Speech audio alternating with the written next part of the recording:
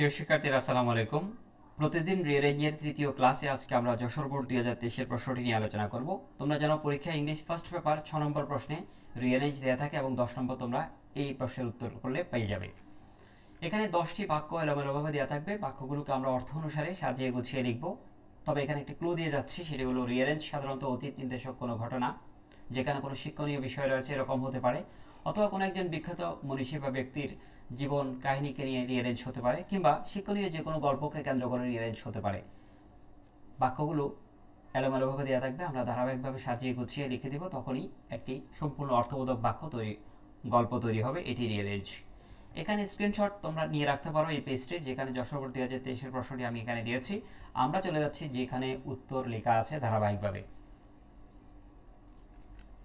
Long long ago there lived a sultan in a country।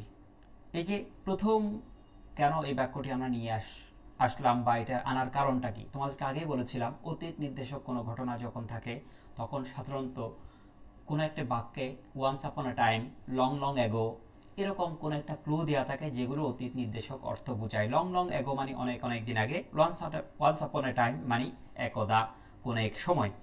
এরকম যেহেতু অর্থবোধক শব্দ ইংরেজিতে দেওয়া আছে, তাই আমরা এই বাক্যটিকে আগে নিয়ে আসছি। লং লং এগো অনেক অনেক দিন আগে, there lived a sultan in a country, একদা এক দেশে এক রাজা বাস করতেন। সেকেন্ড সেন্টেন্স যেটি, he wanted to appoint an honest man as his tax collector, তিনি তার সাম্রাজ্যে একজন সৎ লোককে কর সংগ্রহকারী হিসেবে নিয়োগ দেওয়ার কথা ভাবছিলেন। তোমরা জানো যে ট্যাক্স বা কর হলো অর্থ সংক্রান্ত একটি বিষয়, সুতরাং এখানে একজন সৎ লোককে নিয়োগ করতে হবে যিনি সঠিকভাবে করগুলো সংগ্রহ করে রাজার কাছে জমা দিবে। পরবর্তী ঘটনাটি হলো, so he asked for the wise counsellors advice, অতঃপর তিনি তার যে উপদেষ্টা পরিষদ ছিল তাদের পরামর্শ চাইলেন। তখনকার দিনে রাজা বাদশাদের কিন্তু একদল কাউন্সিলরস ছিল, উপদেষ্টা পরিষদ থাকতো। ওই উপদেষ্টা পরিষদের বিজ্ঞ মতামত নিয়ে তারা কাজগুলো করতেন। যথারীতি তিনি তাদের পরামর্শ চাইলেন, তারা তাকে পরামর্শ দিল। পরামর্শ দেওয়ার পরে কি করলেন তিনি, দেন হি ইনভাইটেড অ্যাপ্লিকেশনস, তিনি আবেদনপত্র আহ্বান করলেন। তার রাজ্যে যারা প্রজা তাদেরকে বললেন যে আমার রাজ্যে একজন কর সংগ্রহকারী নিয়োগ করা হবে, তোমরা যাদের ইচ্ছে তোমরা আবেদন করতে পারো। পরের ঘটনাটি হলো, a number of people applied for the job, বেশ কিছু প্রার্থী ওই পদের জন্য আবেদন করলো।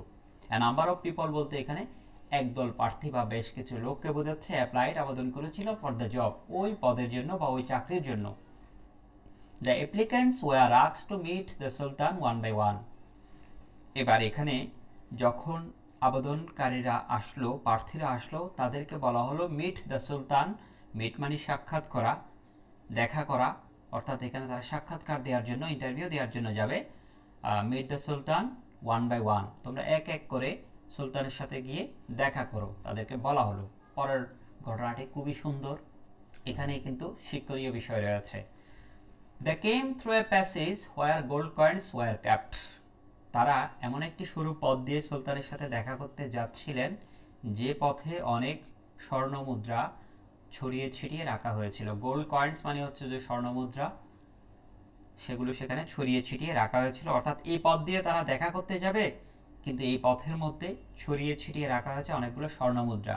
তোমরা বুঝতে পারছো কেন এমনটি করা হয়েছে, কারণ এই যে স্বর্ণ মুদ্রার লোভ কারা সামলাতে পারলো, কারা পারলো না, এই বিষয়টা টেস্ট করার জন্য সেখানে রাখা হয়েছিল। এই পথে কোনো সিসি ক্যামেরা ছিল না যেগুলো রেকর্ড করে রাখবে, জাস্ট দেখবেন যে টেস্ট করে কারা সেগুলো চুরি করছে না সৎভাবে রাজার দরবারে গিয়ে পৌঁছে যাচ্ছে সাক্ষাৎকার দেওয়ার জন্য। এবার ঘটনাটি হলো, হোয়েন দে রাইভড, যখন তারা সবাই রাজার সামনে গিয়ে পৌঁছালো, the sultan asked them to dance, সুলতান তাদেরকে বললেন যে আপনারা সবাই নাচ শুরু করুন। সুলতান আস্কড দেম, সুলতান তাদেরকে বললেন টু ডান্স, নাচতে। এখন একদল লোক ইন্টারভিউ দেওয়ার জন্য আসলো আর তাদেরকে বলা হলো আপনারা নাচ শুরু করুন। ঘটনাটি খুবই ইন্টারেস্টিং। বিষয়টা হলো, পরীক্ষা কিন্তু এখানেই শেষ। এখানে যারা নাচতে সম্মত হবে তারা আসলে ভালো লোক, তারা কোনো চুরি করেনি, তাদের পকেটে কোনো গোল্ড কয়েন্স নেই। আর যারা নাচতে সম্মত হবে না তারা আসলে পকেটের মধ্যে ইতিমধ্যে স্বর্ণমুদ্রা পথ থেকে কুড়িয়ে নিয়েছে। বাক্যটি ছিল, অল দ্য অ্যাপ্লিক্যান্টস ব্লাস্ট, সবাই লজ্জা পেল। অ্যান্ড রিফিউজড, অস্বীকৃতি জানানোর আসতে, অ্যাকসেপ্ট ওয়ান, অ্যাকসেপ্ট মানে ব্যতীত, ওয়ান একজন ব্যতীত সবাই অস্বীকৃতি জানানোর আসতে এবং তারা লজ্জা পেয়ে গেল। স্বাভাবিকভাবে একটা ইন্টারভিউ দিতে আসছে, সেখানে নাচতে বললে তাকে সে লজ্জা পাওয়ার কথা, কিন্তু অস্বীকৃতি কেন জানাবে? রিফিউজড মানে হলো অস্বীকৃতি জানানো। কেন অস্বীকৃতি জানালো একদল লোক? সবাই, কারণ হলো তারা তো ইতিমধ্যে অনেকেই গোল্ড কয়েন পকেটের মধ্যে পুরে নিয়েছে, স্বর্ণমুদ্রা পকেটের মধ্যে কুড়িয়ে পেয়েছিল, যেগুলো রাজ দরবারে যাওয়ার সময় সেগুলো কুড়িয়ে নিয়েছে। এখন নাচতে বললে সেগুলোর শব্দ ঝনঝনানির কারণে তারা ধরা খেয়ে যাবে, সেজন্য তারা অস্বীকৃতি জানালো। বাট একজন রাজি হয়ে গেল, অ্যাকসেপ্ট ওয়ান, তিনি ভাবলেন আমি তো কোনো চুরি করিনি, সুতরাং রাজা যা করতে বলেছে আমি তাই করব। এখানেই পরীক্ষাটি শেষ। Then the sultan found the desired man, desired মানে হলো কাঙ্ক্ষিত লোক, যাকে রাজা খুঁজছিলেন যোগ্য প্রার্থী হিসেবে রাজা তাকে পেয়ে গেলেন, কারণ তিনি নাচতে রাজি হয়ে গেলেন। সুতরাং রাজা বুঝলেন যে অবশ্যই এই ব্যক্তি চুরি করেনি, সুতরাং তাকে আমি নিয়োগ করব। গল্পটি খুবই সুন্দর ছিল, এখানে শিক্ষণীয় বিষয় রয়েছে। আমরা উত্তরগুলো একসাথে এখানে দিয়েছি নিচে, এভাবে তোমরা পরীক্ষায় লিখতে পারো। তবে আমার পরামর্শ, তোমাদের যখন সময় থাকবে তখন তোমরা আবার এই বাক্যগুলোকে এভাবে সাজিয়ে একটার পর একটা নিচে লিখে দিবে। সবাইকে অসংখ্য ধন্যবাদ।